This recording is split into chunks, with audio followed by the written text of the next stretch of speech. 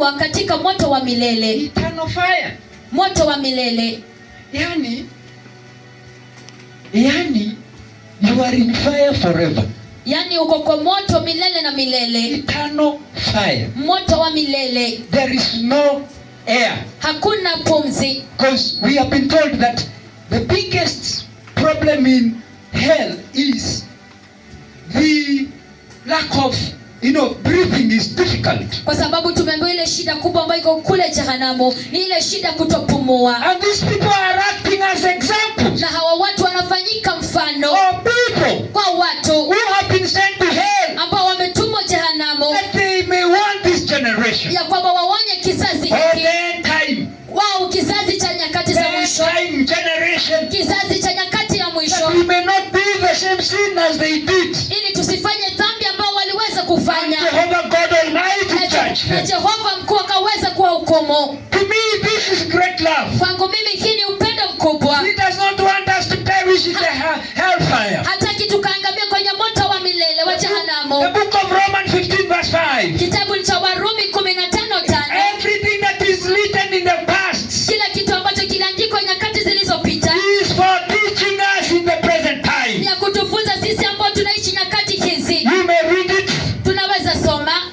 The Bible says, verse 5. Biblia inasema mstari wake wa 5. That for everything that was written. Verse 4, please. Verse 4. For everything that was written in the past was written to teach us. Kwa maana kila kitu kilichoandikwa zamani kiliandikwa kutufundisha. So that through the endurance and the encouragement of the scripture we might have hope. Ili kwamba kwa saburi na faraja tunayopata katika maandiko tuwe na tumaini. The Lord wrote these things. Bwana aliandika mambo haya so that we avoid them. Ili tukaweze kuepuka. And when you avoid them, na wakati utaepuka, you have hope of having eternal life. Unayo tumaini ya kupata uzima wa milele. May the Lord help this church. Bwana akasaidia kanisa hili. To help you and to help me. Akusaidia wewe na nisaidie mimi. That we may avoid these things. Ya kwamba tuepukane na mambo haya. That brought judgment to God's people. Ambayo ilileta hukumu kwa watu wa Mungu. 2 Timothy 3:16. Waraka wa Timotheo wa pili. All scriptures are to guide me and to guide you. Maandiko yote ni ya kuongoza na kuniongoza mimi. 2 Timothy chapter number 4 verse number 16. Waraka wa chapter 3:16. All scriptures is God breath and is useful for teaching, rebuking, correcting and training in righteousness. 2 Timothy 3:16. Nitasoma.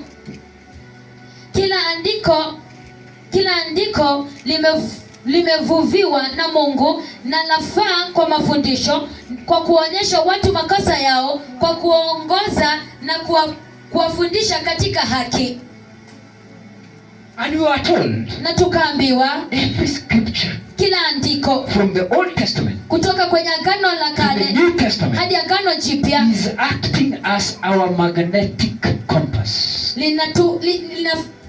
Magnetic compass. Linafanyika kama dira yetu. Ile dira ya kutuguide. Linafanyika dira ya kutuongoza. On how we ought to walk in this world. Ya jinsi ambavyo tunapaswa kuishi katika ulimwengu huu. And therefore it is very important for us to be obedient. Na kwa hivyo ni ya manufaa kwetu kuwa watu wa kutii. I want us to read the Hebrew 12 and verse 25 as we do the conclusion. Nataka tusome kitabu cha Waebrania 12 tunapomalizia. What are some of the lessons the Lord has taught us? Mafunzo ni yapi ambayo Bwana ametufunza?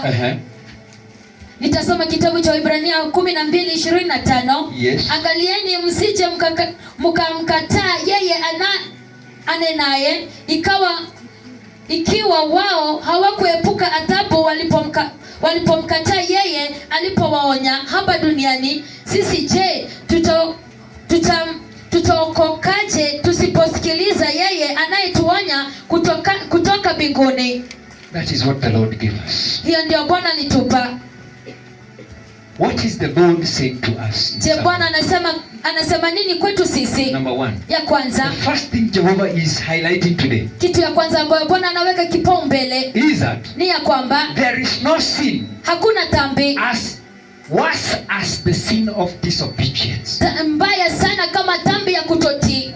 The Lord requires obedience. Bwana anahitaji kutii. The worst sin is to disobey God. Dhambi mbaya sana ni kukosa kumtii Mungu. He tells us to walk this way. Anatuambia tutembee namna hii. We want to walk in a different way. Tunataka kutembea katika njia nyingine tofauti.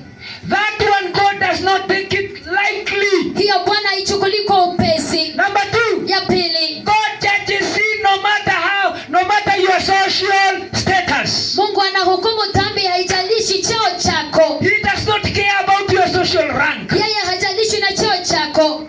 He will always judge sin. Kila wakati atahukumu dhambi. That is what the Lord is saying. Hiyo ndicho Bwana anachosema. The angels were judged. Malaika waliweza kuhukumiwa. Senior people, the leaders in the time, Dathan and Korah, they were judged. Watu wakuu sana na viongozi waliweza kuhukumiwa. Dathan na Korah. He does not care about your rank. Yeye hajalishi na cheo chako. Therefore let us fear Jehovah. Kwa hivyo wacha tumuhofu Mungu. No one can be above our Father. Hakuna yeyote anaweza kuwa juu ya baba yetu. The other time I heard the mega prophet. Wakati huo mwingine nilisikia manabii wakuu wa Bwana Asking Jehovah, kwani what is Kenya? Who is Kenya? God cannot. Who is bigger than the other? Is it God? Kenya is bigger than God?